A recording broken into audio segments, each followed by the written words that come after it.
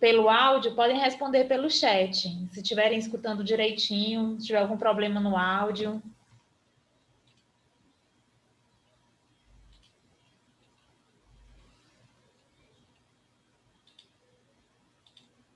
Estou aqui só admitindo vocês.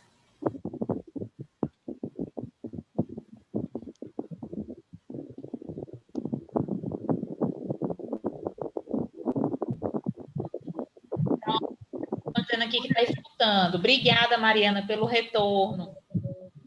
Só porque a gente vai montando aqui o equipamento e vai testando, né? Durante a aula a gente vai testando. Boa noite, meus amores, sejam todas bem-vindas. Vou falar bem-vindas porque tem só meninas. E aí eu posso falar assim com vocês. Eu deixei uma atividade para vocês para ser enviada até hoje, né? Para que eu dê uma análise e dar uma analisada sobre o que vocês já falaram. Será que é só na escola que se dá o processo educativo? Será que é só nesse ambiente físico, nesse espaço denominado escola, que a gente pode ensinar e ao mesmo tempo aprender? Porque na aula passada nós vimos que tudo que a gente trabalha em relação à educação é uma via de mão dupla. Assim como ela vai, ela também retorna para a gente de certa maneira. É na mesma graduação, do jeito que vai e volta? Nem sempre. Muitas vezes não é, na verdade. Mas não deixa de ser a sensação de estar sempre aprendendo alguma coisa diferente. Se não com os nossos alunos, mas com as convivências, né, com o que vai acontecendo. Em algum momento eu vou pedir assim, eu vou morder a língua, alguma coisa assim. Eu fiz um canal e eu não estou muito acostumada ainda com a sensação aqui no dente. Ele está um pouco dolorido, e aí às vezes eu vou falando e esqueço e mordo a bochecha. Então, vai acontecer a hora assim de eu pedir desculpa ou travar aqui alguma coisa, é por isso. Eu já vou me antecipando em relação a isso. Então, meus amores, eu pedi que vocês enviassem para mim. Eu queria esclarecer uma coisinha com vocês, antes de mais nada. Hoje é nosso terceiro e quarto encontro, né? Nós teremos 6 encontros com essa disciplina. E esse aqui será o nosso... Essas 2 aulas de hoje serão as nossas 2 últimas aulas que a gente vai se encontrar. Se encontrar assim, nas aulas online. A não ser que vocês façam questão que tenham a aula realmente online, porque aí eu posso organizar para dar essa aula. Só que a gente só vai ter aula agora depois do recesso. A gente entra de recesso agora, dia 23, e retorna depois do Réveillon. Então, é segunda-feira, dia 4. Então, a proposta seria que nós tivéssemos encontros online e encontros com aulas gravadas. Mas, se vocês quiserem, também por mim, não terá problema nenhum que a nossa aula continue sendo online. Eu até prefiro, né? Eu até acho melhor essa interatividade. Mas, se vocês também não tiverem problema, eu gravo e posto na plataforma no dia 4. Aí a gente vem com outra questão. Eu recebi muitos questionamentos em relação à plataforma, que algumas alunas não tinham acesso ou não conseguiam baixar os vídeos das aulas ou não conseguiam acessar a plataforma. Quando me pedem ajuda em relação a isso, o que eu posso adiantar é que eu entre em contato com a coordenação para solicitar esse auxílio para vocês, porque eu não tenho como mexer com a questão da plataforma, né? Eu só consigo inserir os meus trabalhos e olhar o que vocês fazem, mas na inserção de novas pessoas ou de conseguir a matrícula de vocês, eu não consigo. Então, 2 coisas que eu quero organizar antes de mais nada, antes que eu esqueça. Mantenha a aula online no dia 4 ou vai ser gravada e a gente já fica ciente que o nosso próximo encontro será dia 4. O que vocês me dizem? Todo mundo com a câmera desligada, não estou vendo o rostinho de ninguém, só os nomes. Jusileide, Luísa, Mariane, Iraete, que são as que estão aqui, né? A Clenilde e a Mariana. O que vocês me dizem? Eu posso colocar isso em votação no grupo, mas como vocês são as que estão realmente acompanhando, eu queria um retorno de vocês. A gente mantém essa aula online ou eu posso colocar ela gravada na plataforma no dia 4? Pode colocar gravando, professora. Vocês não têm problema com isso, não, né? Porque se vocês quiserem online, não tem problema também, não, viu? Eu até gosto desse encontro.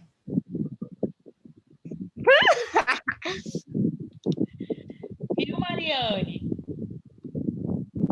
Deixa eu ver aqui o meu chat. Então, tá certo, ó. Porque quando eu fiz o planejamento da aula, eu fiz o planejamento assim, organizando. A professora pode ser online mesmo.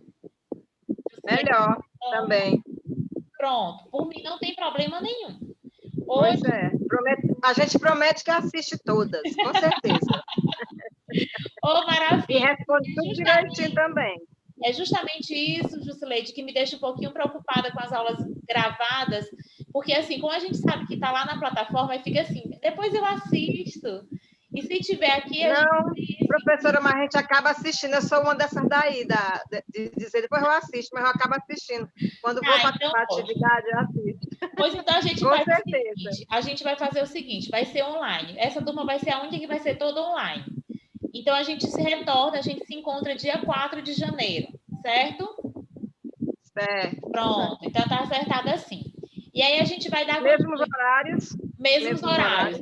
Vai ser os mesmos horários, porque como eu dou aula pela manhã também, à tarde fica mais complicado. Então, o melhor horário ficou para a noite mesmo. E toda vez que eu for postar, em relação às aulas, depois que termina a aula, que eu vou converter a aula para subir para o YouTube, depois que eu mando o link para vocês. Eu não coloco no mesmo dia, porque demora para eu conseguir converter. Aí, quando eu termino de converter, já é bem tarde. Eu vou mandar no grupo, eu digo, meu Deus do céu, o povo vai dizer, essa pessoa não tem o que fazer, não. Mandando coisa no grupo nesse horário. Eu deixo para mandar no outro dia cedinho, tá? Ok. Pronto, acertado desse jeito. Então, em relação ao que a gente estava falando na aula passada sobre esses espaços, a gente vai concluir hoje para falar do espaço físico enquanto escola mesmo. E na próxima aula, no dia 4, eu vou falar sobre os espaços de aprendizagem em relação às ferramentas, né? Que é principalmente agora que a gente precisou sair da sala de aula física e trabalhar cada um da sua casa, do seu ambiente que você organizou de trabalho, a gente precisou se reinventar em relação às ferramentas de trabalho. Então, na próxima aula, a gente fala sobre as ferramentas e hoje a gente trabalha o espaço físico para concluir, certo? Aqui eu vou voltar um pouquinho, porque o próximo slide ele vai dar continuidade. Aqui a gente estava falando sobre um espaço organizado sob a visão de um adulto. O adulto tem aquela visão mais fechada em relação ao colorido, ao diferente, que ele, não estou falando de todos, eu estou falando na questão da maturidade do olhar. Como é que isso vai funcionar? Quando a gente está organizando um espaço, depois de um certo tempo, principalmente para que a gente não tenha aquela poluição visual, a gente coloca um espaço mais fechado, mais sombrio. E aí ele vai falar que acaba trazendo para a criança, para o adolescente, criança e adolescente, que é a nossa visão, é de um espaço fechado, de um espaço à parte, que como se essa sala de aula não fizesse parte do meu dia a dia. Eu tenho um desenvolvimento em casa, na minha família, que é meu primeiro espaço de educação, e quando eu chego na escola, eu tenho um ambiente totalmente diferenciado. Então, ele vai separando esse conhecimento em lugares diferentes, enquanto eles deviam ser só complementares, deviam ser agregados, porque a educação começa em casa e tem a sua continuação dentro da escola. Isso tem que ser sempre observado. A questão que a gente também observa muito em sala de aula é a terceirização dessa educação. Tirou de casa, principalmente agora, nesse período, a gente está observando o seguinte, o quanto os pais estão sobrecarregados com essa educação sendo feita em casa, exclusivamente em casa. Enquanto em casa era somente o suporte, e a escola era que dava toda a parte mais grossa, mais dura do trabalho, para ter o suporte em casa, agora veio tudo para casa. Não é para ter essa terceirização, é para ser complementar. O espaço de educação que começa em casa, ele tem a continuidade no espaço da escola. E esse espaço tem que ser sempre aberto. Como aberto? Eu tenho vários espaços que eu vou organizar essa educação. Então, quando a gente estava falando sobre isso, o que é que pode ocasionar o que esperar de uma escola sem um ambiente ou desenvolvida a partir do olhar de um adulto? O que é que ele pode acarretar? Aí a gente vai dar continuidade a partir daqui. Qual a reação da criança ao se deparar com esse ambiente? Que ambiente? O ambiente organizado a partir da visão de um adulto, a partir da visão desenvolvida de um adulto que não está preparado para reconhecer o espaço de educação, para ele trazer um ambiente de aprendizagem. Boa parte das crianças, observem o seguinte: escolas sem infraestrutura. Aqui eu estou falando de espaço físico mesmo. Espaço físico. A criança sai de casa para ir para o ambiente de aprendizagem. Chegou na escola, ele tem uma sala onde ele não tem carteira suficiente, onde ele não tem uma mesa, o professor não tem a mesa, né, para ter um suporte, não falo nem para ficar sentado, mas para ter um suporte pelo menos para o seu material. Não tem um ventilador, não tem conforto algum. Não que esse ambiente tenha sido idealizado por um adulto, mas é um ambiente que a criança vai encontrar. Essa criança está motivada para continuar na escola?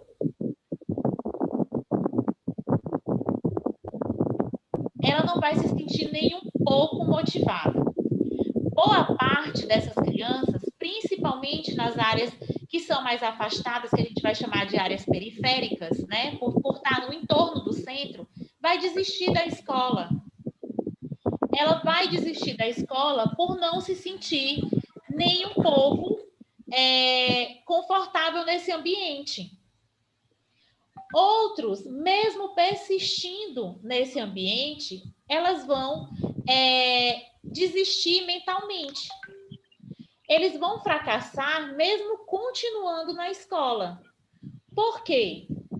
Por que vocês acham que mesmo frequentando a escola, eles já estão se sentindo fracassados?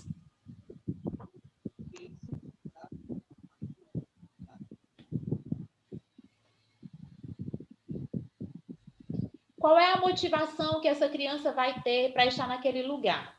Se vocês param para estudar, por exemplo, vamos lá, para assistir uma aula online ou uma aula gravada, vocês procuram logo um lugar confortável. Um lugar claro, né? Que tem uma iluminação boa, que você consiga, começando pelo vídeo. Se você começa a assistir o vídeo, aquele vídeo não está sendo agradável, você já para. O vídeo está ali à sua disposição. A internet está funcionando, beleza, mas você simplesmente não conseguiu escutar o áudio direito, a imagem não está boa. Você continua assistindo? Você para? Então, logo aí você já começa a ver que é todo um conjunto de fatores que vão interferir nesse ambiente de aprendizagem. Os alunos menos favorecidos não reconhecem na escola a continuação do seu mundo. O que é que isso significa? Os alunos não reconhecem, alunos menos favorecidos não reconhecem na escola a continuação de seu mundo. O que é que isso significa para vocês?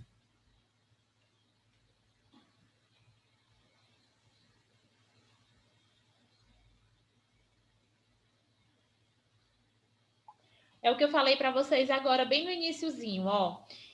A casa, o mundo deles, toda a estrutura de família ou de reconhecimento de educação deve começar em casa. Deixa eu ver aqui o chat.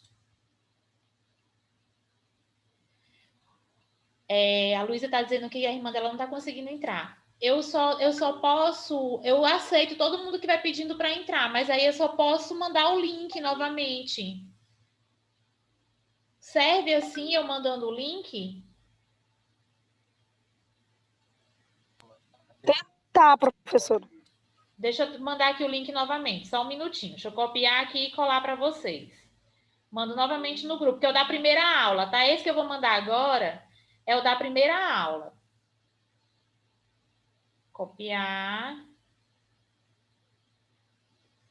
Pronto, ó. Nesse último que eu mandei, para ela clicar nele para entrar nesse link.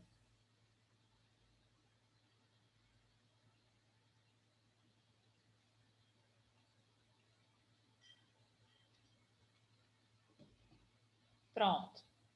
Então, a gente estava falando que os alunos menos favorecidos não reconhecem na escola a continuação do seu mundo. Esse mundo começa na família, começa em casa. Então, se ele chega num ambiente muito diferente daquele que ele está acostumado, ele vai ficar retraído. Ele não vem solto, ele não vem com a mente aberta para um novo aprendizado. Os alunos, e isso aqui, ó, eu quero a atenção de vocês. Eu vou até marcar isso aqui de vermelho, ó,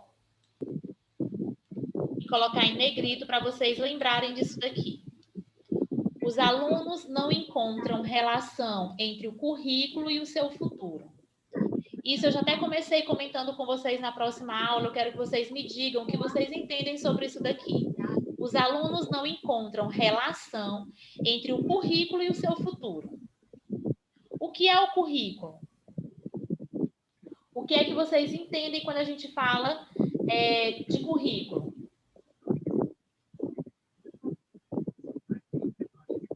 O currículo é todas as matérias, as disciplinas que eles vão ter em sala de aula. Matérias, a gente vai segurar aqui como as matérias.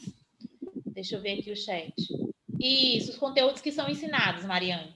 Todo o conteúdo que é ensinado em sala de aula. Todas as matérias, tudo que eles vão ver dentro da escola é o conteúdo que eles têm, né, o currículo que eles têm para observar e apreender. E muitas vezes a gente vai se deparar com o questionamento: para que eu estou vendo isso daqui? Para que eu estou aprendendo isso daqui? Muitas vezes, quando eu não encontro essa relação, eu me desapego. Eu simplesmente deixo passar. Quando eu não encontro essa relação de organização de ideias, de saber que eu estou vendo isso daqui, mas que em algum momento eu vou fazer uma relação. Algumas crianças vão determinar as profissões, né, o que vão fazer da vida. Pronto, a Simone está entrando, tá, Luísa? Deu certo. Tá aqui. Então, muitas crianças começam a pensar, e isso vai crescendo um pouquinho com elas, na questão da educação, no que vai escolher para fazer depois, né, quando for um pouco mais adulto, a partir desses conhecimentos que elas têm no início da sua vida acadêmica, lá na escola. Eu, por exemplo, sempre gostei muito da leitura. Os alunos não conseguem entender o sentido de aprender aquilo, já que não vai... Exatamente isso. Muito obrigada, Mariana. Vou compartilhar aqui a sua resposta, né? Os alunos não conseguem entender o sentido de aprender aquilo, já que não vão precisar na sua profissão. E aí a gente vem com as questões práticas, né, do aprendizado, porque muitas vezes a gente está fazendo alguma coisa aqui que a gente não consegue entender. Quando eu estava falando em relação à leitura, eu sempre gostei muito da leitura, né? Muito mesmo. Até eu enveredar para esse lado realmente para a língua portuguesa, para ensinar, né? Gosto muito, não sei se faço bem feito, mas eu tento fazer. Gosto muito do que eu faço. E aí, a minha mãe é professora. A minha mãe já é professora aposentada. Eu venho de uma família de educadores, né? De pessoas que têm trabalhado na área da educação. E sempre fui para esse lado. Quando eu estava na escola, se me perguntassem o que eu queria fazer, eu não sabia. Mas hoje eu sei que essas afinidades que eu tive, essas curiosidades que eu tive lá e que foram muito bem aproveitadas por alguns professores, me ajudam muito hoje. Quando eu fui defender o meu TCC, nos meus agradecimentos... Pois é, ele disse que vai no Rio de Janeiro, só que assim, lá na prefeitura, se a gente for mesmo assumir, é dia 4. E dia 4 a gente já tem que assumir tendo pelo menos o número do CRES, né? Já que acho que eles dão um lá. Deixa eu ver quem que está falando para eu poder organizar aqui. Pronto. Então, quando eu fui muito bem aproveitada em relação a isso, e hoje em dia eu consigo ver essas ligações. Por isso que quando a gente fala em transformar o espaço, o ambiente de aprendizagem, a gente tem que fazer o seguinte: tentar fazer tudo isso dentro de várias possibilidades diferentes, porque a gente também não depende só da boa vontade. A gente tem que pensar que tem uma estrutura, tudo por trás dessa educação que a gente está tentando colocar e nivelar. Matemática. Eu sou muito arisca em relação à matemática, mas ela tem uma aplicabilidade imensa na vida da gente. Às vezes, química, física, aí a gente pega um sabão em pó, mistura com um produto químico que dá uma reação alérgica. A gente teve isso em sala de aula, mas a gente não guardou essa informação. Porque quando a gente estava vendo isso lá na escola, ligações, misturas de elétrons, de produtos químicos, a gente não parou para observar porque a gente pensou assim, para que eu vou fazer isso? Para que eu vou entender isso se eu nunca vou usar? E aí acontece, muitas vezes a gente vê acidentes domésticos que ocorrem com coisas que a gente nem imaginava que podia acontecer. A vida inteira, eu não sei se todo mundo faz, mas eu misturo o sabão em pó com água sanitária, o desinfetante com água sanitária. Aí já vem lá as recomendações que não pode ser feito. Se eu tivesse estudado direitinho química, eu ia saber. Não lembro. Eu não fiz ligação desse conteúdo naquela época com o que eu estou fazendo agora. Então, a ideia é se colocar em prática esses conteúdos. Os alunos não encontram relação entre currículo e seu futuro. Se eles não conseguem perceber, eles vão se afastar. Não se sentem seguros e confiantes no espaço escolar. Por que essas crianças não se sentem seguras e confiantes nesse espaço escolar? Por quê?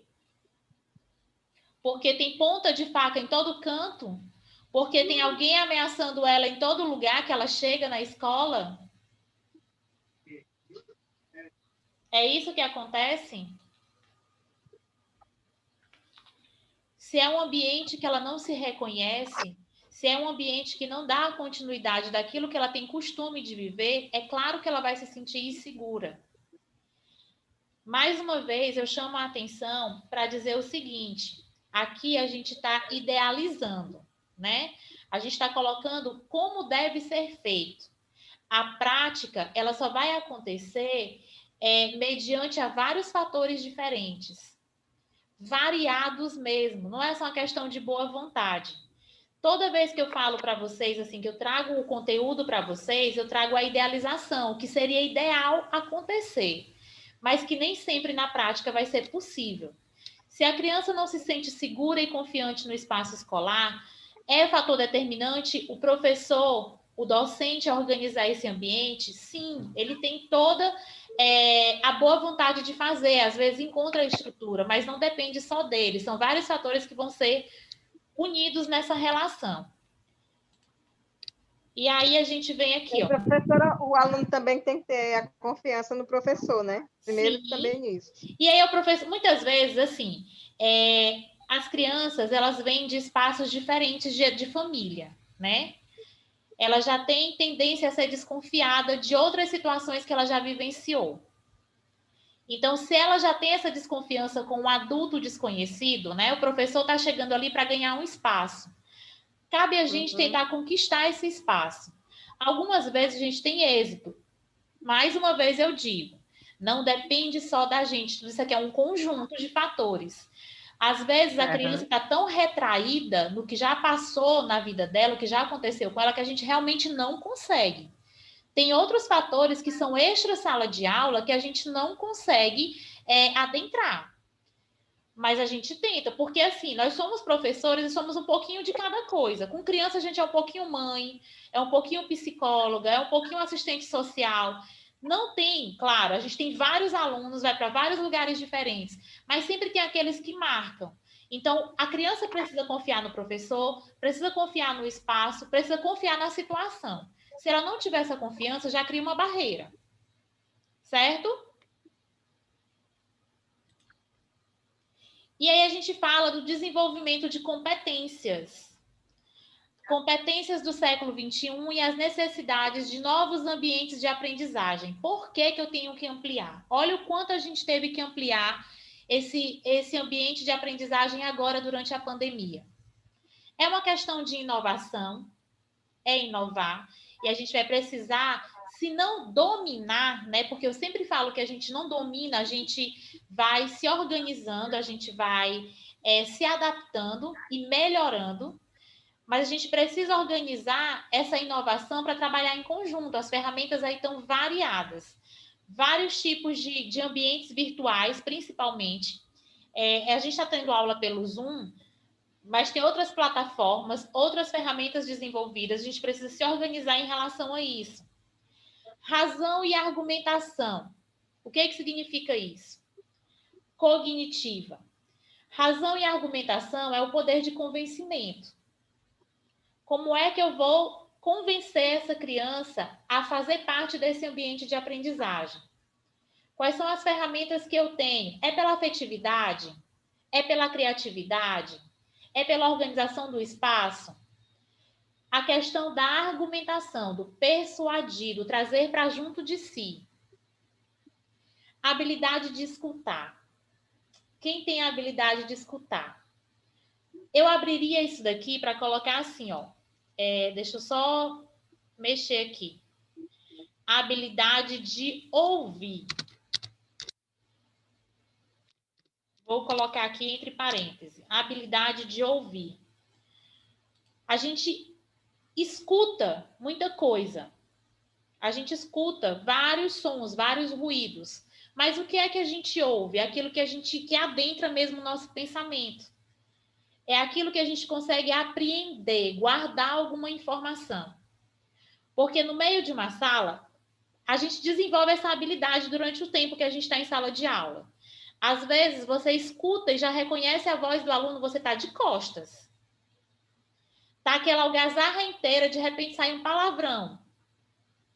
Você sabe de que boca saiu aquilo ali, porque você já se acostumou a ouvir aquela voz. Não é só escutar.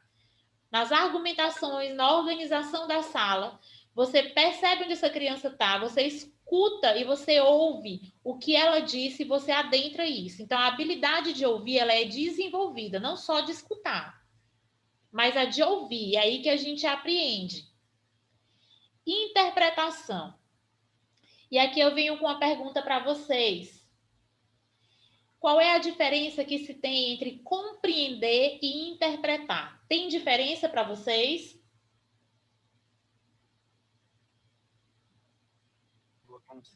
Acredito que sim, professor. O que vocês acham que é diferente? Quando eu digo assim, se por acaso eu colocasse uma atividade de compreensão ou uma atividade de interpretação. Vamos lá para a questão do letramento e da alfabetização. Qual é a diferença?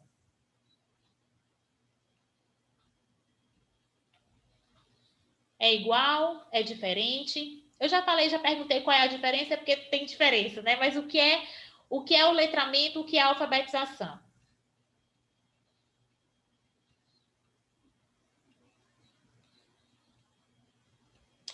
São termos que vocês vêm o tempo todo escutando, né? Ao longo da graduação de vocês. A alfabetizar é você conseguir decodificar. O que é decodificar? Reconhecer as letras, formar as palavras. Não é isso? Você consegue fazer a leitura através da alfabetização, a escolarização. E aí, quando a gente vem para o letramento, a gente abre essa possibilidade em relação à alfabetização. Um complementa o outro. Eu vou conseguir ser letrado depois que eu já estou alfabetizado. Mas existem pessoas que são letradas e não são obrigatoriamente alfabetizadas. Como assim, professora? O letramento, você tem contato com todos os gêneros, você consegue reconhecer gêneros e reproduzi-los. Compreender, interpretar. Não é somente você decodificar. Se eu tenho uma pessoa, quando eu era bem mais nova, né? A minha avó eu fui criada pela minha avó e ela sempre quis aprender a ler. E por incrível que pareça, com toda a ajuda que a gente deu a ela em relação a isso, ela já se atentou para esse lado da leitura, né? Quando ela já tinha mais de 60 anos, que foi quando eu estava adolescente. E aí a gente ia para a escola, tinha uma escola particular que oferecia essa educação para adultos, né? E a gente ia. Ela reconhece todas as letras, reconhecia, porque hoje em dia ela já não consegue mais. Mas ela reconhecia as letras, ela formava as sílabas, mas ela não conseguia ler a palavra toda. O que ela queria era andar de ônibus sozinha sem pedir informação a ninguém. Então, ela tinha essa capacidade de reconhecimento, mas não tinha de decodificação. Então, ela compreendia todas as informações que estavam ali, mas ela não interpretava, ela não trazia para o lado prático. Então, ela não conseguiu. Infelizmente, ela nunca conseguiu. Até o nome dela, que ela escrevia bonitinho, ela não consegue mais. Então, quando alguém perguntava se ela era alfabetizada, ela dizia sou, mas ela assinava o nome dela, fazia o alfabeto inteiro, juntava sílabas menores, né? Fazia bola, casa, rosa, mas quando chegava para estruturas maiores, ela não conseguia. Então, ela compreendia o alfabeto, ela compreendia as vogais, mas ela não conseguia interpretar uma leitura maior. É essa a diferença que eu quero que vocês observem. Compreender e interpretar tem essa diferença. Você está vendo o que está acontecendo. Aconteceu um fato, você está observando esse fato. A forma de ver esse fato, dependendo da quantidade de pessoas, eu tenho várias formas de interpretação. Eu tenho pontos de vista diferentes, porque é subjetivo, é individual, tá certo? Cada criança é subjetiva. Cada criança, ela tem a sua individualidade, tem características que são comuns a todas as crianças naquela mesma fase, daquela idade, mas elas são indivíduos e como são indivíduos, tem a sua individualidade, a sua subjetividade que é pertinente a cada um deles. Tá certo? Consegui me fazer compreender em relação a isso?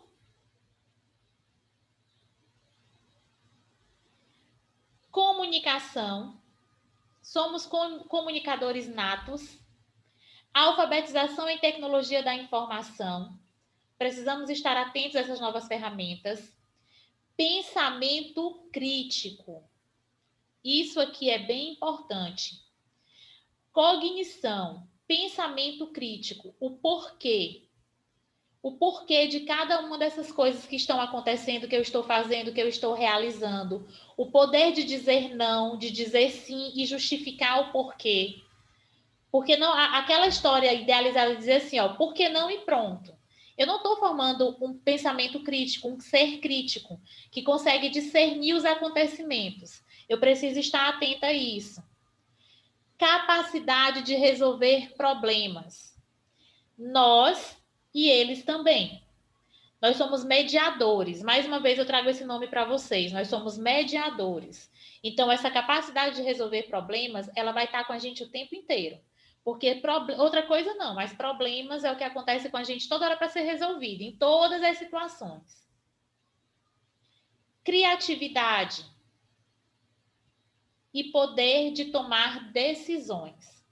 Tudo isso daqui são competências que a gente precisa desenvolver junto com as necessidades de novo ambiente de trabalho. A gente precisa estar atento a esses pontinhos aqui. Tem outros, vai ter milhares de situações.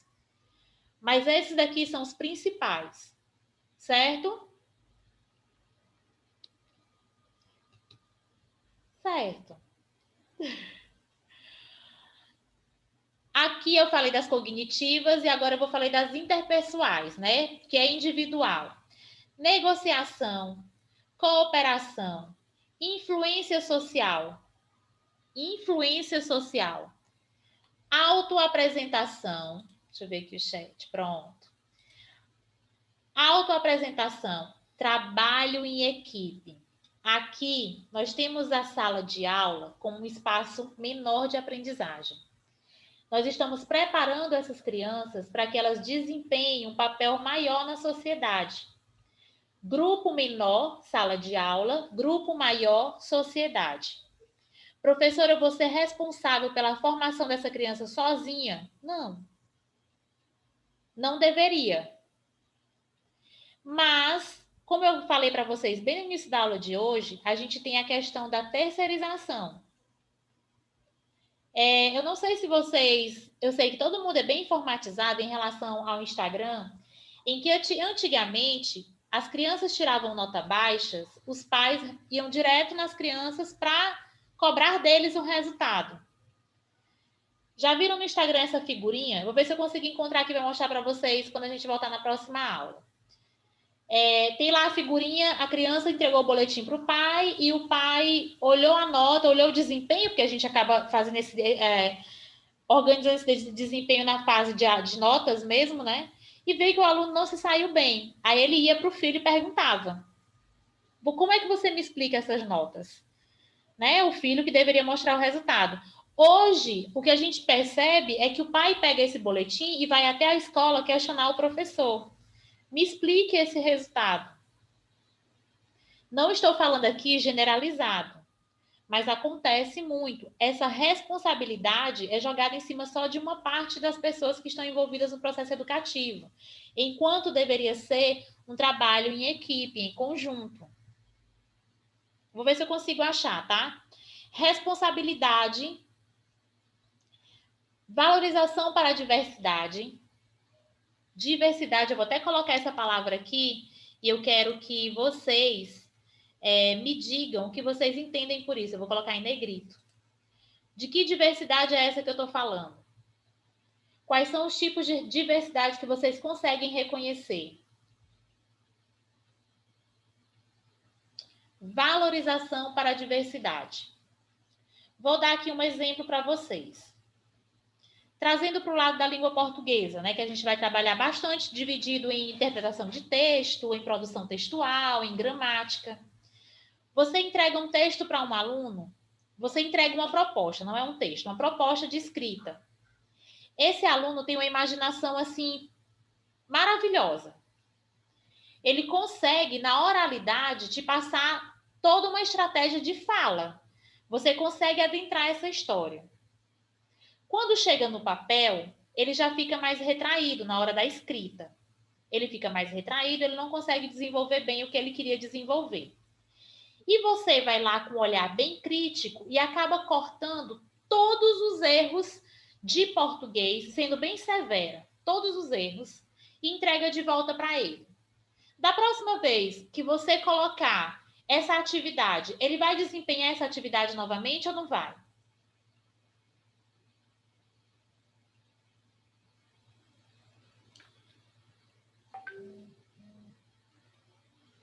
Ele vai desempenhar essa atividade ou não vai?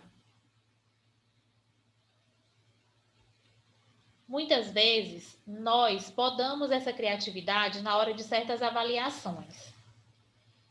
Eu falo isso por mim, é um exemplo meu.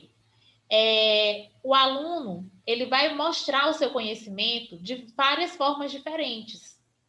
Essa diversidade que eu estou falando para vocês, eu tenho a diversidade daquele que fala melhor, daquele que escreve melhor, daquele que interpreta melhor, daquele que tem a capacidade de agregar a turma, né, de ser o líder, aquele que apazigua as situações. Aí nós temos as diversidades também no desenvolvimento, nos laudos, na questão de gêneros, que hoje em dia está muito mais gritante na nossa frente. Tudo isso é diversidade. Tudo isso vai entrar no nosso olhar diferenciado. É muita coisa para uma cabeça só. A gente vai se organizando. Gente, a aula está acabando. 1 minuto. Vai cair. Vocês vão entrar com o segundo link que eu mandei. Vamos esperar só 10 minutinhos. Eu não vou deixar para entrar às 8, não. Eu vou entrar um pouquinho antes. Eu aviso para vocês no grupo. É só o tempo de converter a aula, tá? São uns 10 minutinhos mais ou menos. Tudo bem? Tá bom, professora. Vai cair. Ótimo, professora. Vou converter a aula. 10 minutinhos converteu, eu aviso no grupo e a gente volta, beleza?